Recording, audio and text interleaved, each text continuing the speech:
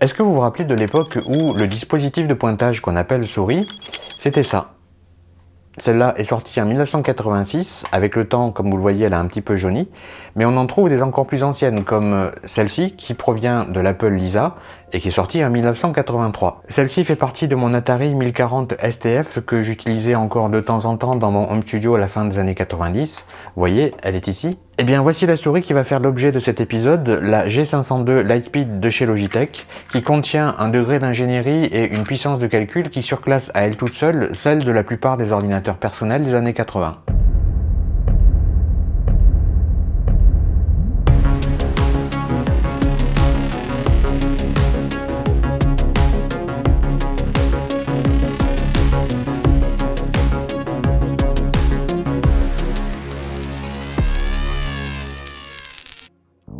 Et pendant que j'y pense, on reviendra sur cette photo et son contexte dans l'épisode que je prépare sur les synthétiseurs et qui sortira quand il sera prêt. Alors, cette souris G502 Lightspeed pour PC sortie en 2019 n'est pas une de ces souris conventionnelles telles que vous les connaissez couramment. C'est en fait un véritable petit ordinateur qui en est réduit à n'être qu'une souris programmable. C'est-à-dire qu'il y a quand même quelqu'un du marketing chez Logitech qui s'est dit un jour: et si on concentrait la puissance d'un ordinateur 32 bits dans une souris qu'on proposerait aux joueurs sur PC au prix d'un smartphone entrée de gamme? Alors ses collègues auraient pu lui répondre c'est complètement con, à quoi ça sert de mettre dans une souris sans fil l'équivalent de 20 fois la puissance de calcul de l'ordinateur qui a permis à Apollo 11 de se poser sur la Lune? Et vous savez pourquoi ils n'ont pas répondu ça? Parce qu'ils avaient déjà compris que si c'est bien packagé et marketé, ça se vendrait à l'appel. Et ils avaient raison. Alors avant de démarrer, on va déjà faire le tour de ces spécifications techniques et vous allez comprendre de quoi je parle. Je précise que ce sont des informations fournies par Logitech. Pour l'instant, je n'ai pas cherché à les vérifier puisque je n'ai pas encore commencé l'analyse. Il s'agit donc d'une souris optique sans fil utilisant la fréquence radio 2,4 GHz pour communiquer avec son dongle. Elle dispose d'un capteur donné pour une définition de 16 000 points par pouce et les informations de mouvement de la souris sont transmises au récepteur à une fréquence de 1000 fois par seconde, donc chaque milliseconde. Il y a aussi 11 boutons programmables via le logiciel de Logitech. Au centre de tout ça, il y a un processeur 32 bits architecturé ARM qui intègre aussi de la mémoire RAM et de la mémoire flash, mais également un protocole de communication radio qui émet et reçoit sur une bande de fréquence de 2,4 GHz. Et au niveau de son alimentation, elle utilise une batterie de type lithium polymère qui serait, selon les dires de Logitech, capable de durer environ 48 heures d'utilisation continue. Bon, ça sera difficile de le vérifier. Alors évidemment, en matière de prix, ça devient vite moins rigolo. Une souris sans fil très convenable comme celle-ci pour du gaming se trouve aux alentours de 30 €. Eh bien, cette G502 Lightspeed en coûte 130. Mais ça n'est pas tout, le modèle G502X avec 2 boutons supplémentaires grimpe à 140, et on a même la souris ultime qui est le même modèle avec rétroéclairage RGB additionnel à 160. Et dites-vous bien que ça, ce sont les prix actualisés pour juillet 2023. Quand c'est sorti à l'époque en 2019, ça valait beaucoup plus cher. Et je remercie Louis, qui réside du côté de Montrouge, près de Paris, de m'avoir fait parvenir cet exemplaire. Sachant que elle n'était pas fonctionnelle au moment de la recevoir, mais il m'avait prévenu. Oui, mais après l'avoir diagnostiqué, j'ai pu déterminer que le problème venait de l'émetteur-récepteur radio USB qui avait grillé. Donc j'en ai retrouvé un autre pour 15 € sur eBay, et après l'avoir appairé, elle fonctionne à nouveau. Voilà, je pense que ça aurait été l'intro la plus longue de l'histoire de la chaîne. Maintenant, on passe à l'analyse et au décortiquage intégral de ce dispositif de pointage hors du commun. Mais auparavant, je vais juste vous montrer en 2 minutes à quel point à l'époque, l'électronique de ces souris était certes basique, mais plutôt astucieuse en utilisant un mécanisme basé sur la rotation d'une boule centrée. Donc le principe était que le déplacement de la souris sur une surface plane entraîne la rotation de la boule. Et il y a ici 2 petits rouleaux positionnés perpendiculairement, un pour l'axe X et l'autre pour l'axe Y. Ils sont en contact avec cette boule, ce qui fait que son mouvement entraîne aussi leur rotation. À l'extrémité de chaque rouleau, on trouve un encodeur optique avec un disque à fente sur les bords. De part et d'autre de ce disque, il y a des LED infrarouges et des capteurs qui sont des cellules photoélectriques. Donc la lumière infrarouge émise par les LED passe à travers les fentes pour atteindre le capteur. Je retire temporairement le disque, comme ça vous pouvez entreapercevoir la cellule photoélectrique, elle est derrière la fente dans le cercle rouge. Voici un plan macro de la LED qui émet de l'infrarouge vers cette cellule, et voici un plan macro du disque à fente. Donc, lorsque les disques à fente tournent, le faisceau de lumière est périodiquement interrompu entre les LED et les capteurs. Cette interruption engendre un signal pulsé de fréquence proportionnelle à la vitesse que les capteurs traduisent en signal électrique et que le circuit intégré de la souris transforme en signal numérique avant de l'envoyer à l'ordinateur. La fréquence et le moment de ces interruptions déterminent donc la vitesse et la direction du mouvement de la souris. Je vais vous montrer vite fait ce que ça donne à l'oscilloscope. J'ai connecté deux sondes aux sorties X et Y de la souris qui doit être alimentée en 5 volts pour s'activer. À l'écran, on a le signal en X en haut et le signal en Y en bas. Et dès que je déplace la souris, on voit apparaître à l'oscillo les signaux électriques pulsés qui en résultent, et c'est aussi comme ça qu'on peut constater que plus je déplace vite la souris, et plus cela engendre d'impulsions puisqu'elles ne sont que le reflet du nombre d'interruptions du faisceau dans un laps de temps donné. Alors, on va pas se mentir, en termes de précision de déplacement, ça n'était pas très bon puisque c'est dépendant du mécanisme que je viens de vous décrire. D'ailleurs, en termes de DPI, il n'y a pas vraiment d'équivalent. Le travail de conversion de ces signaux analogiques en impulsion numérique est effectué par ce quadruple comparateur de tension Toshiba TA75339. Il va comparer la tension envoyée en entrée par les cellules à une tension de référence et modifier son état de sortie selon que l'entrée est supérieure ou inférieure à la référence. La sortie est donc un état logique 0 ou 1 qui indique laquelle de ces deux entrées est une tension plus élevée que l'autre, et c'est de là que proviennent les impulsions. Et c'est au milieu des années 90 que les choses ont changé quand on a commencé à introduire la souris optique qui offrait plus de précision, plus de fiabilité et plus du tout de maintenance étant donné qu'il n'y a plus rien de mécanique. À partir de là, le rôle de la souris dans les logiciels et les jeux vidéo devient central. On y ajoutait de plus en plus de boutons, une molette, on s'est affranchi du câble de liaison à l'ordinateur pour la rendre sans fil, etc., etc. Sans compter le paquet de nouveaux concepts de souris qui ont vu le jour depuis les années 2000. Certains complètement délirants d'ailleurs. Bref, venons-en maintenant à ça. Ce modèle en version Lightspeed est la quatrième itération de la G502 sortie en 2014, et esthétiquement parlant, elle est bien sûr très orientée gaming. On trouve aussi en dessous un petit compartiment dans lequel ranger l'émetteur-récepteur USB. Petit détail au niveau de la molette, elle est débrayable à cran ou à défilement libre. Et pour l'ouvrir, il faut auparavant retirer les adhésifs situés en dessous et qui masquent toutes les vis.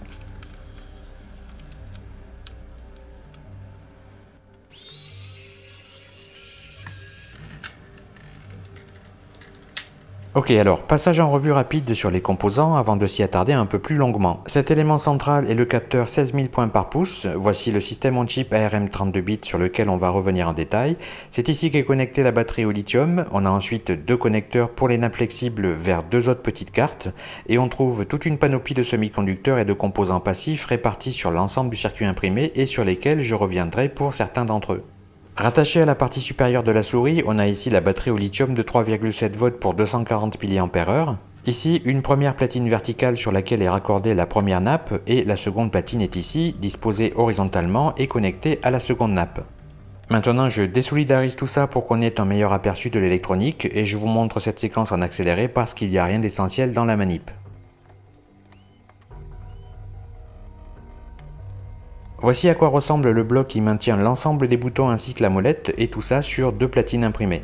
Ce qu'il est intéressant de constater, c'est que le tracking de la molette est basé sur le même principe que celui de la boule de la souris que je vous ai montré tout à l'heure. Il se fait grâce à un encodeur optique. Comme vous pouvez le voir, la molette a un disque dentelé en son centre, et de part et d'autre, on a une LED infrarouge ici dans le cercle rouge, et une cellule photoélectrique ici.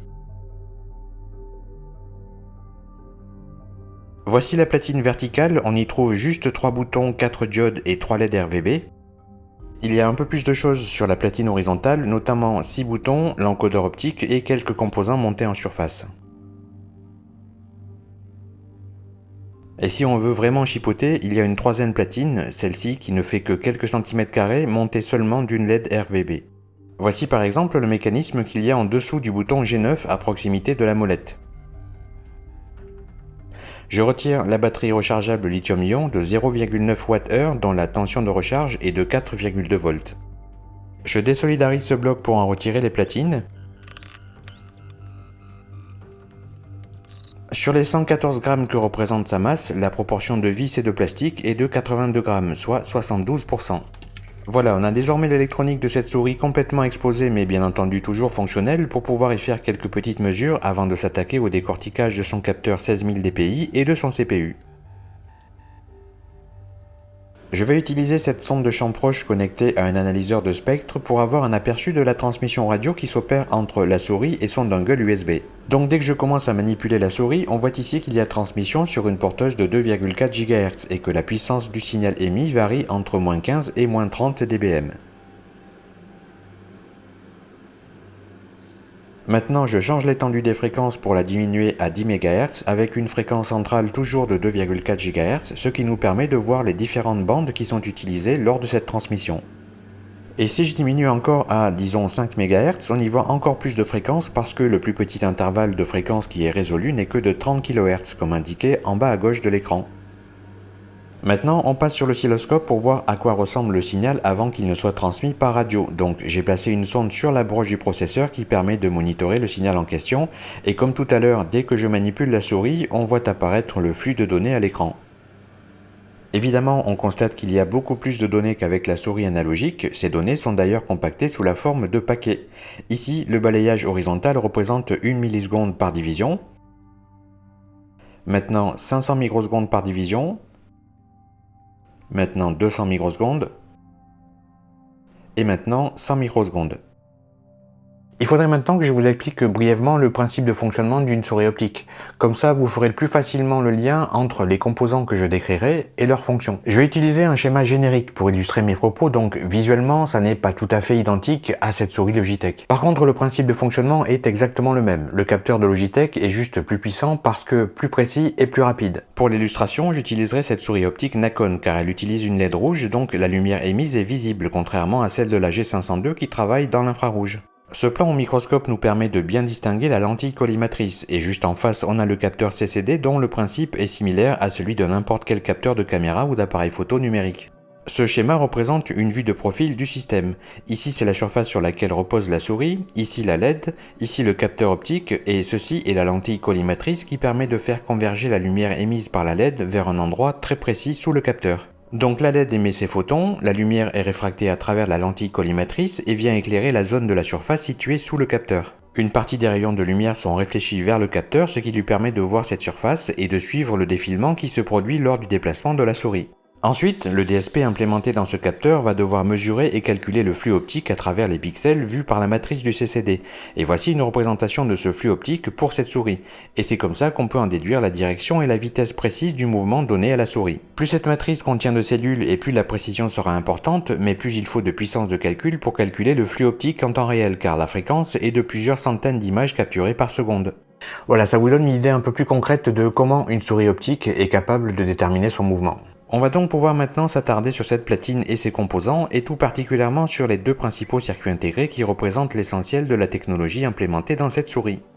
Voici la face arrière du capteur optique 16000 dpi que Logitech a dénommé Hero. La face avant et de l'autre côté est dissimulée sous cette lentille optique. Alors étant donné qu'on va consacrer pas mal de temps à son analyse dans 2 ou 3 minutes, mettons-le de côté pour le moment.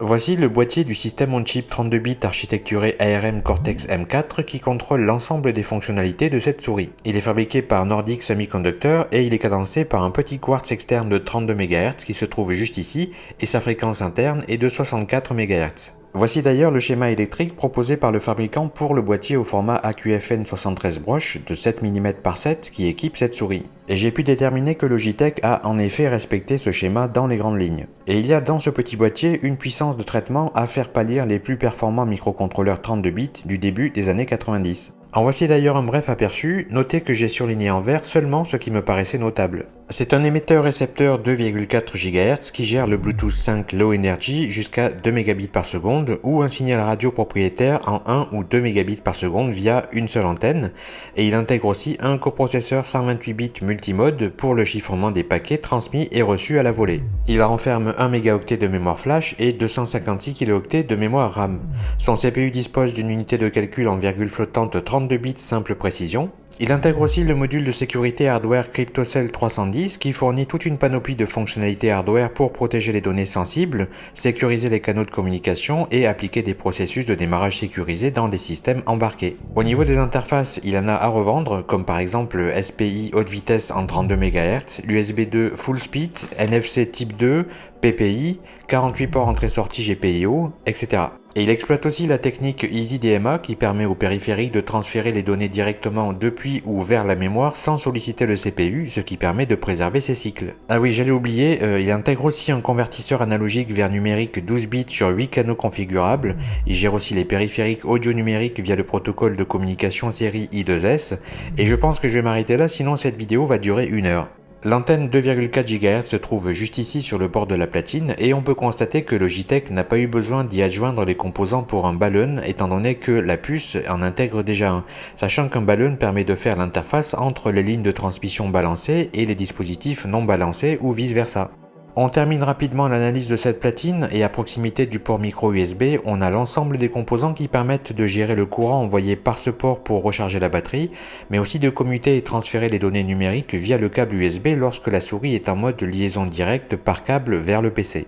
Et c'est ce circuit intégré NXE qui joue le rôle de BMS pour la batterie et qui est là pour assurer son bon fonctionnement en surveillant et en contrôlant ses différents paramètres. Toute cette petite armée de MOSFET et de résistance montée en surface est en interface avec les deux autres platines pour la gestion des nombreux boutons, des LED et de l'encodeur optique.